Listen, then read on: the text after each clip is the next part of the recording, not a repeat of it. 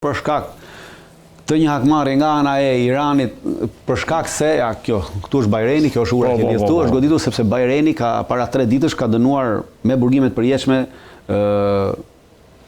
disa dhjetra aktivistë që kanë marrë pjesë në protesta dhe që dolën në atë protesta pro Iranit në këtë luftën me Iran Shtetet Bashkuara në Ramazanit që duke qenë që Bajreni është gati 90% shiit dhe vetëm 10% që është sunite, por qeveriset nga sunitët, pra ka pasur këto konflikte etnike dhe këto konflikte fetare cilat janë të vazhdueshme. Pavarësisht se Bahreni dhe në vitet 70 ka qenë pjesë e Iranit. Se në vitet 70 Shahu i Iranit pranoi me ndërhyrjen e Amerikës që i dha pavarësinë Bahrenit dhe Dritan, po nëse vinë 200.000 trup, aeroplan mbajtje nuk ka më, aeroplan mbajtje ka, është një aeroplan mbajtje, po aeroplan mbajtje aq e ka kapacitetin vet, 5.000 forca, pra nuk mund mbajmë më tepër, pra nuk forcat për të çuar, pra për të mbajtur duhet ti stacionosh në këtë territor këtu. Pra Shtetet Bashkuara të Amerikës çfarë bëjnë? Të gjitha bazat që janë këtu, 4 baza ushtarake që ndodhen në Emiratet e Bashkuara, një bazë ushtarake që ndodhet në Katar, baza ushtarake që ndodhen në Bahrein. Të gjitha ato janë baza të cilat janë bombarduar vazhdimisht. Pra çfarë bën? Irani po ecën me një stil pune rus. Pse them stil pune rus? Po bën demilitarizimin e këtyre bazave në rajon. Të njëjtën gjë që bën Rusia në Ukrainë. Rusia në Ukrainë çfarë bën? Godet në mënyrë të vazhdueshme të gjitha bazat ushtarake ukrainase. Duke i bërë ato të pamundura që të jenë operative dhe të pamundura që të mbajnë nga ana fizike forca ushtarake. Dhe këtë gjë është duke bërë Irani. Pra të gjitha bazat kryesore të mëdha, plus edhe bazat operacionale që janë në Katar dhe në Bahrein, është duke i goditur vazhdimisht. Edhe në Kuvajt, të gjitha bazat në Kuvajt, janë 3 baza ushtarake në Kuvajt të cilat mund të mbajnë forca ushtarake, janë goditur vazhdimisht gjatë gjithë kohës. Dhe kjo është me qëllimin për të pamundsuar ato që ti të vendosësh 200.000 trupa fjera vjen për ti vendosësh 200.000 trupa këtu. Është totalisht e pamundsuar. Gjithashtu çka ka bërë? Ka goditur edhe në Kirkuk dhe në Irbil, pra në këtu. Edhe këtu ka aeroporti kryesor i Irbilit, i cili është edhe gjysma e tij është bazë ushtarake amerikane, është goditur mbrëm nga raketat dhe nga dronët Shahid iranian, edhe kjo për të pamundsuar totalisht dhe janë goditur kapanone. Pra të gjitha kapanonet janë goditur, pavarësisht se kapanonet pjesa më e madhe e tyre janë goditur. Pra po mund të po vazhdohet në atë aspektin që ti pamundësohet grumullimi i forcave, qëndrimi i forcave, që më pas ti të mund pas të krijosh një mundësi për të sulmuar në 2-3 pika ose për të rëqur vëmendjen lart dhe për të sulmuar poshtë. Pra po shkohet drejt atij demilitarizimit të Gjirit Persik nga forcat amerikane. Dhe këto baza në moment që do vazhdojnë të bombardojnë në këtë mënyrë, do kthehen baza të pa riparueshme dhe Shtetet Bashkuara do heqin dorë nga këto baza sepse vetëm riparimi i tyre, kthimi i tyre në baza aktive do të kushtonte harxime shumë të mëdha. Dritan, ndërkohë është goditur dhe një bazë Al-Tanf në Siri, bazë amerikane, duhet ta kem aty regjia. Në kufi me baza Al-Tanf është në kufi, është edhe për atë arsye ka dhe emrin se është Al-Tanf në kufi me ja ku është Al-Tanf Garrison këtu. Është këtu në kufi me Irakun. Është zona ku forcat amerikane kanë qëndruar këtu për 10 vjet, pa është një zonë që ata e kontrollojnë dhe kanë një bazë ushtarake aty për 10 vjet në kufi me Jordaninë dhe me Irakun.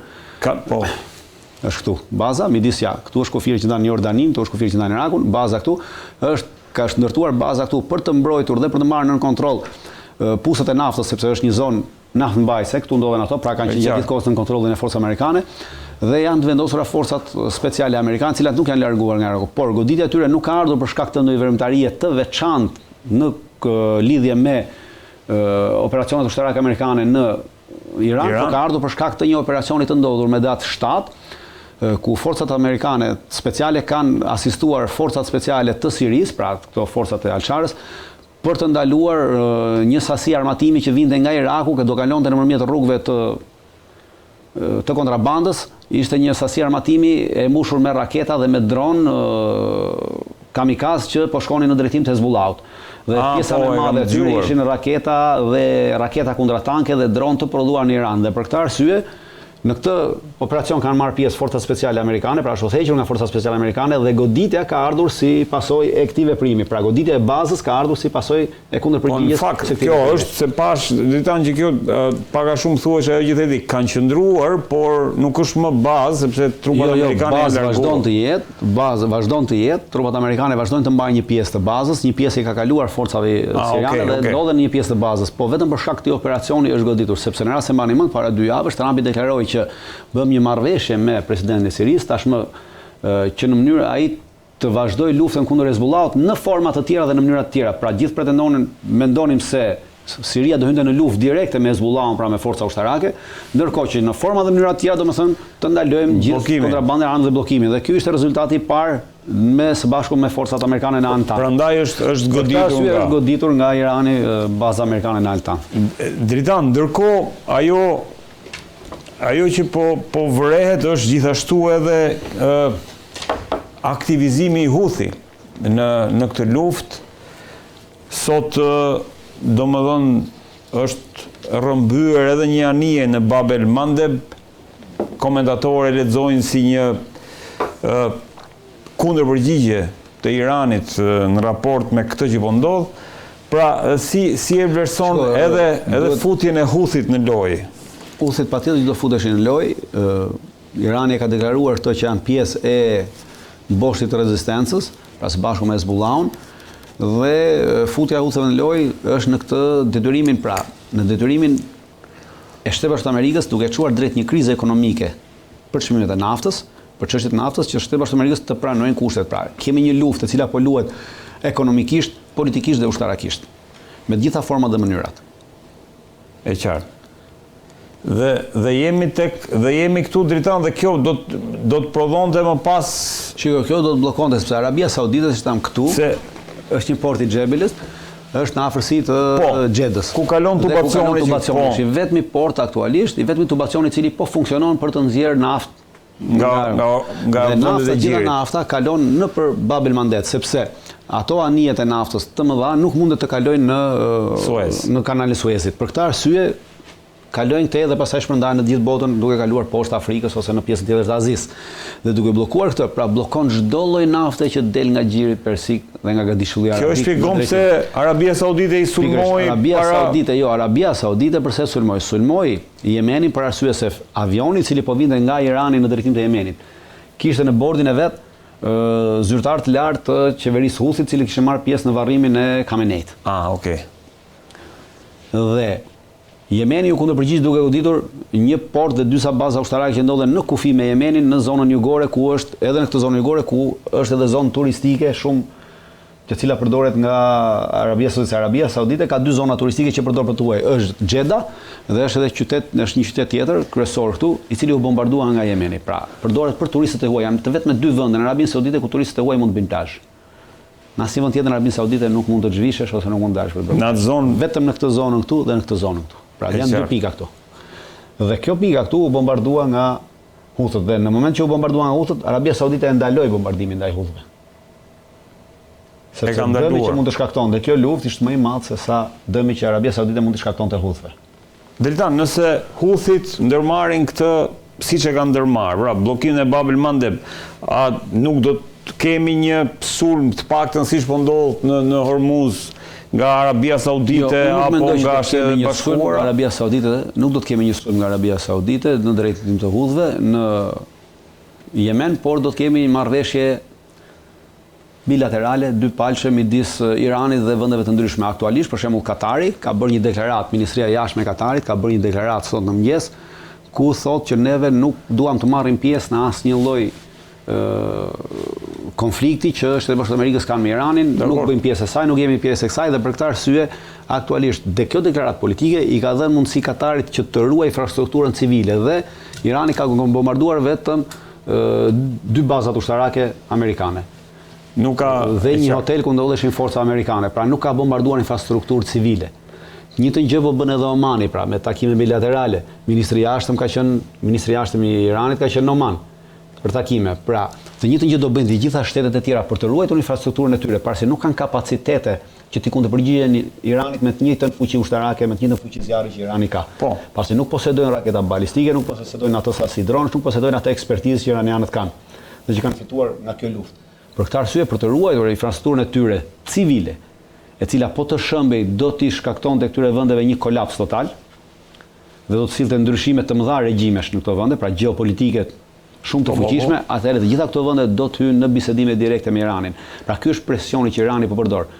Aktualisht nga Arabia Saudite vazhdon të qëndrojë marrëveshjes me Iranin dhe nuk ka lejuar që nga bazat amerikane në Arabinë Saudite të lëshojnë raketa në drejtim të Iranit. Nuk ka ndodhur asnjë nga këto shtete ka lejuar Emiratet e Bashkuara, Katari, Omani, Bahreini, Kuvaiti dhe Jordania. Pra edhe në këtë situatë, Katari tashmë ka bërë një deklaratë të qartë që nuk jemi dhe nuk është bombarduar politika civile, tashmë mbetet Omani, i cili është në marrëveshje, Kuvaiti, Jordania, edhe Iraku, pavarësisht se në Irak janë bombarduar vetëm baza ushtarake amerikane dhe jo civile.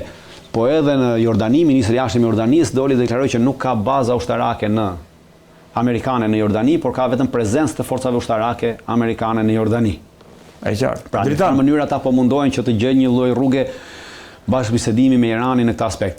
Dhe Irani ndaj po përdor këtë presion, që të gjitha të ulen tek me Iranin, dhe në moment që ulen tek me Iranin dhe të gjitha bllokojnë Shtetet Bashkuara të Amerikës përdorimin e hapësirës tyre ajrore dhe hapësirës tyre toksore për të lëshuar raketa dhe sulme ndaj Iranit, në atë moment e kanë bllokuar totalisht.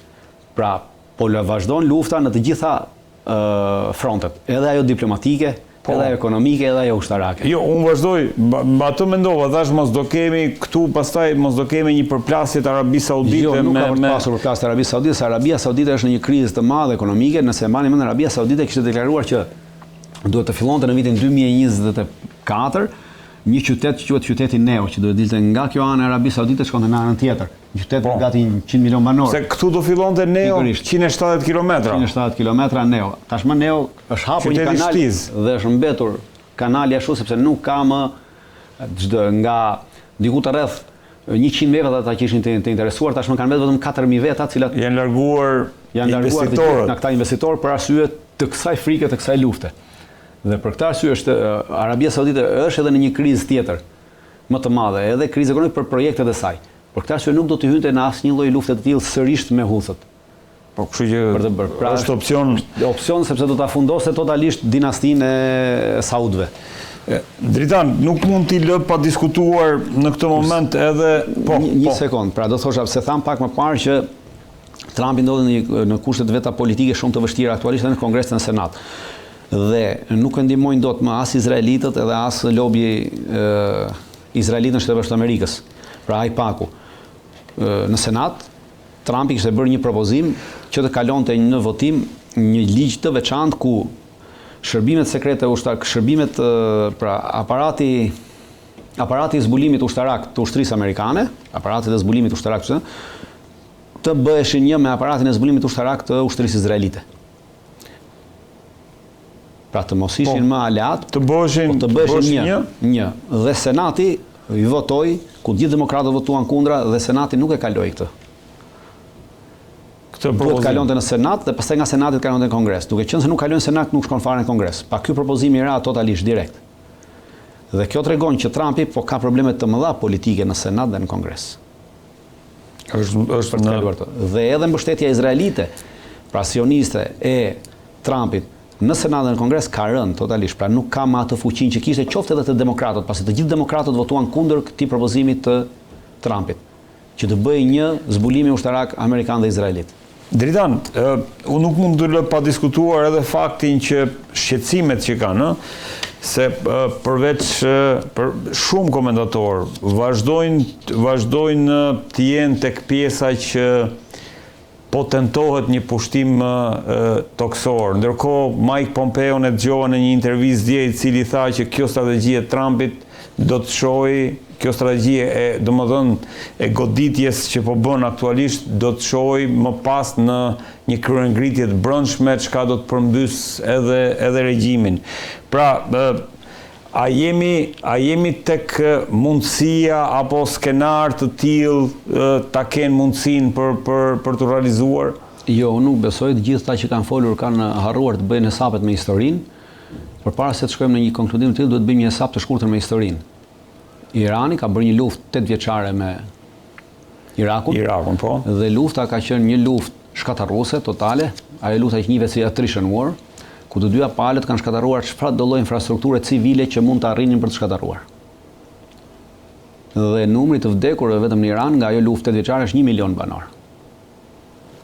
Pra, Irani ka kaluar një fazë të tillë dhe çfarë do lloj tentative për të shkatërruar infrastrukturë civile në mënyrë që ti të ndikosh që populli të ngrihet kundër qeverisë dhe të argëzojë atë, ka efektin e kundërt në Iran.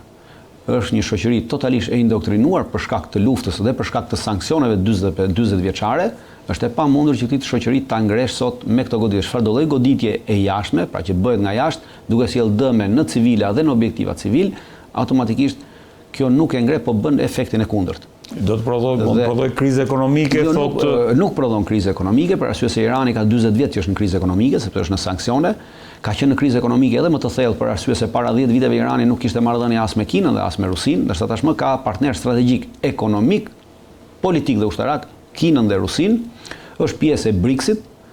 Pra kriza ekonomike pothuajse mund të jetë deri diku, por nuk është ajo krizë ekonomike që ka pasur para 10-15 viteve.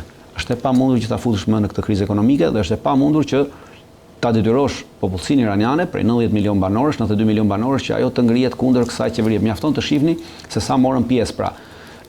Prandaj them duhet i kthehemi shpesh historisë të largët dhe historisë të afërt. Në varrimin e Khameneit nuk ishte parë, pra morën pjesë 40 milion banor. 40 milion njerëz morën pjesë në varrimin e një individi. Dhe 40 milion njerëz janë gjysma e popullsisë. Pra është e pamundur që ti të arrish të ngresh këta njerëz, ndërkohë që gjatë gjithë kohës vazhdonin bombardimet amerikane këto 2 ditë, këto 2 net, sërish iranianët janë mbetur në përsheshet e qyteteve të tyre, me miliona njerëz që përkrajnë ushtrinë e forcave ushtarake. Prandaj them që është e pamundur dhe duhet ta shohim historinë në sy dhe ta lexojmë atë ashtu siç ajo shkruhet dhe jo siç kemi dëshirë neve që duhet ishte. Dritan, ndërkohë gjatë bisedës solle në tavolinë faktin që Izraeli nuk është përfshirë në këto sulme, po ndërkohë ajo që po zihen dhe e lexova edhe tek Axios është që dy aleatët, të më ka filluar një dimër midis dy aleatëve, Trump edhe Netanyahu. Sipas Axios, Netanyahu ka tentuar shumë herë, sepse është takuar me presidentin Trump më shumë se çdo lider tjetër, rreth 6 herë sipas Axios, por nuk ja ka dalë aktualisht të takoj për të shtatën. Ka shumë, le të themi, arsye sepse kjo ka ndodhur dhe këto sipas medias. Një nga arsyet është për faktin që Netanyahu reagoi për avionet F-35 që Shtetet Bashkuara të Amerikës do i jepnin Turqisë. Të tjerë lidhen me lajmin dhe mundësinë e një atentati të ndaj presidentit Trump kur ishte në Ankara. Si është e vërteta e kësaj ftohje, se këtë duam të kuptojmë. Nuk di të them si është e vërteta, sepse kur më pyet unë nuk kam qasje as te Netanyahu as te Trump. Jo, në mënyrën si analizon, ka pasur një reagim nga ana e Izraelit në momentin që Trumpi deklaroi që po do të japin F-35 dhe të nesme në asaj deklarimi, që do të jepte F-35 Turqisë, të nesme në asaj deklarimi, autoriteti i aviacionit civil i Izraelit i ka bërë kërkesë ushtrisë amerikane që të mos e përdori më aeroportin ndërkombëtar të Izraelit Ben Gurion për furnizim dhe për qëndrimin e avionëve ushtarak amerikan të avionëve Cistern. Pra ky është një reagim i parë. Të mbaj aty vetëm një numër të caktuar avionësh, pra të përcaktuar një numër i vogël duke justifikuar që sasia e madhe e avionëve që ndodhet tu bllokojnë trafikun e avionëve të tjerë civil. Dhe ka kërkuar largimin e atyre avionëve duke mbajtur një numër të moderuar të atyre avionëve aty. A se kisha dëgjuar. Pra ky është reagimi i parë që ka ndodhur në këtë aspekt dhe Shtetet Bashkuara të Amerikës janë detyruar të largojnë ata avion në drejtim të Jordanisë, në drejtim të vendeve të tjera, pra pjesë të atyre. Pra ky ka qenë reagimi i parë që ka ndodhur në këtë aspekt. Unë mendoj që Netanyahu do ta përdori takimin e Trumpit për arsye të tij të fushatës politike, sepse në fillim të tetorit janë zgjedhjet në Izrael, po. Dhe Netanyahu ndodhet në zjarre të brendshme aktualisht nga disa grupe të ndryshme, brenda edhe opozita pothuajse është bashkuar në Izrael, dhe duhet të kuptojmë një gjë që lobi amerikan, lobi izraelit në Shtetet Bashkuara të Amerikës, pra ai AIPAC-u i famshëm. Në ata AIPAC-un e famshëm, edhe atje pavarësisht se në aspektin kur ti godet Izraelin, ata bëhen njësh, kurse për çështje politike të brendshme të Izraelit, edhe ata janë të ndarë brenda grupeve.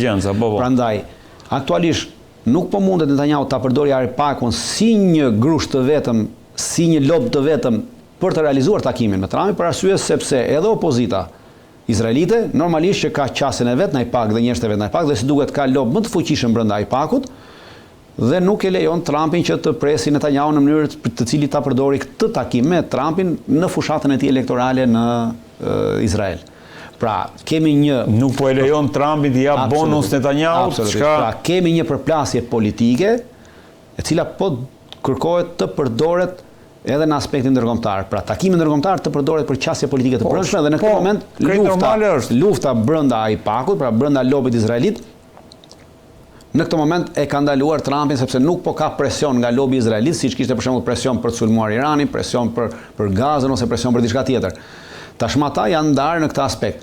Pra lufta e brendshme nganjëherë shumë e rrezikshme se lufta e jashtme. Dhe këtu është, dhe për këtë arsye besoj që nuk ka ndodhur dhe nuk besoj që do të ndodhi në rast se nuk do të kemi një unifikim të lobit izraelit. Me këtë qëndrim është e pamundur që Trumpi dhe Netanyahu të kenë, pasi në bisedën e fundit që kanë pasur Trumpi me Netanyahu, Trumpi ka kërkuar tërheqjen e forcave izraelite nga Libani, gjë që Netanyahu nuk e ka pranuar dhe këtu është mbyllur biseda. Pra bisede bërë publike nga Shtëpia e Bardhë. Po, kjo është vërtet. Dhe në këtë moment, Trump është një individ dhe një person që ka një ego të madhe, pra është një person ku egoja e tij është shumë e madhe se Shtetet e Bashkuara të Amerikës, dhe normalisht që kur e kërkon diçka ai pret që ti të bësh një veprim. Në momentin që ti thua jo, atëherë plus egoja, plus ndikimi, plus gjitha bashkë këto çojnë. A do të çojnë në një humbje elektorale të Netanyahut në tetor ishte Dritan? Në fillim të tetorit. Nuk di të them a do të çojnë në humbje të madhe, por a është ky një vullnet i Trumpit, po them unë, që Netanyahu ti humb zgjedhjet. Unë nuk e di duhet të kuptoj. Trumpit, nuk e di këtë. Jo, nga qëndrimet, por fakti që nga kjo që nuk po jep një dorë fjala vjen për kërkesa që tham pak më parë, kërkesa që Trumpi ka dërguar drejt Senatit ishte një kërkesë e Netanyahut, e bërë para një muaji gjysmë më përpara, dhe Trumpi e ka propozuar këtë si ligj të veçantë në Senat para një muajsh, pra kur marrëdhëniet e tyre ishin maksimale. Dhe duke qenë që Senati tashmë e refuzoi këtë, pra tregon që fuqia ushtarake, fuqia politike dhe ndikimi politik i Izraelit dhe i lobit izraelit në këtë aspekt është i dobët. E qartë. Dhe unë nuk e di se ç'do të bëjë Netanyahu, duhet kemi një gjë parasysh që aktualisht edhe Netanyahu ndodhet në pozita shumë të dobta politike brenda Izraelit. Po. Për këtë arsye, fakti që Izraeli nuk po merr pjesë në asnjë goditje që po ndodh drejt Iranit. Fare, hiç. Pra ka një aftë. Angazhuar fare. Nuk është angazhuar fare, pra është një vendimarrje politike e Netanyahut, sepse pozitat e tij politike janë shumë të dobta brenda. Pra në rast se do të angazhonte në këtë, atëherë do të vinte kundërpërgjigjja e Iranit ndaj Izraelit. Dhe çdo lloj kundërpërgjigje e Iranit ndaj Izraelit me raketa balistike do ta dëmtonte politikisht Netanyahun për fushatën e tij politike dhe për zgjedhjet. Prandaj secili tashmë është duke parë mbijetesën e vet. Dhe kjo shkon në favor të Iranit. Pra secili po bën llogarinë e vet për mbijetesën e vet politike. Pra nuk ka më unifikim të frontit në këtë aspekt, sepse gjithë secili po shef mbijetesën. Dhe mos unifikimi i frontit normalisht që i jep përparësi armikut tënd. Dritan, edhe një pyetje në raport me deklaratat e Trumpit. Sot bëri buj shumë një lajm ku Trump tha se Kina kishte ndërhyrë në zgjedhjet e 2020-s, pavarësisht tha se kjo nuk dha efekt, por është një lajm i cili lidhet me raportet e Shteteve të Bashkuara të Amerikës dhe Kinës, sepse të ndërhysh elektoralisht në një vend të huaj është nga pikpamja e ligjit ndërkombëtar është shumë e dënueshme. Si e vlerëson këtë deklaratë të Trumpit? Pavarësisht se deklarata e Trumpit, unë nuk mendoj që është edhe pavarësisht qëndrimeve të Trump dhe qëndrimeve të qeverisë kineze kundrejt saj, normalisht që kanë qenë të limituara qëndrimet e qeverisë kineze dhe këtë e ka mohuar zyrtarisht.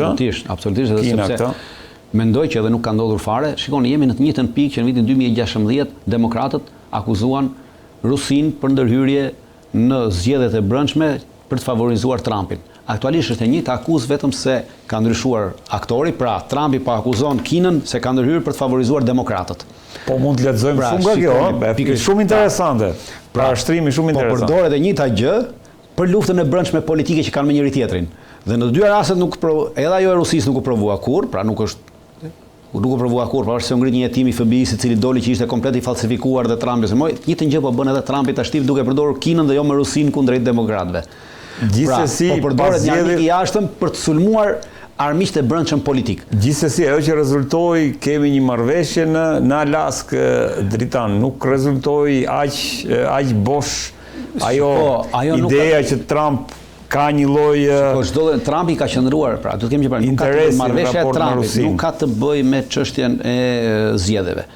Pra, në 2016 askush nuk e kishte menduar që në 2022 do shkonim në një luftë. Pra, bëj llaf në 2016. Pra, nuk bëj llaf në 2022 dhe pra janë kohë të ndryshme të cilat nuk mund t'i bashkojmë bashkë në këtë aspektin që doni t'i bashkoni. Është e pamundur t'i bashkosh. Trumpi ka mbajtur këtë qëndrim që ka qenë gjithnjë kundrejt Rusisë, pra, që në 2016 edhe më përpara. Pra në qëndrimi i tij ka shi Rusisë nuk ka ndryshuar asnjëherë. Ka qenë gjithnjë qëndrimi që në asnjëherë s'duhet bëjmë luftë me Rusinë, s'duhet shkojmë luftë me Rusinë. Pastaj marrëdhëniet herë kanë qenë të ulta, herë kanë qenë të poshta, të larta, nuk ka ndryshuar. Po qëndrimi ka qenë konstant dhe vazhdon të jetë konstant në këtë qëndrim. Pra nuk e ka ndryshuar qëndrimi i tij, por akuzat që bëhen nga të dyja palët kur janë në pushtet dhe të dyja palët marrin një armik kryesor, nuk ka të bëjë me armikun e jashtëm, sa ka të bëjë me armikun e brendshëm. Dakor, po a kemi të bëjmë me një, a mos po nën kupton Trump një aleancë të majtës amerikane, Partisë Demokratike Amerikane me ai atë do që të nxjerrit për arsye se Trumpi pra kërkon ta shuaj totalisht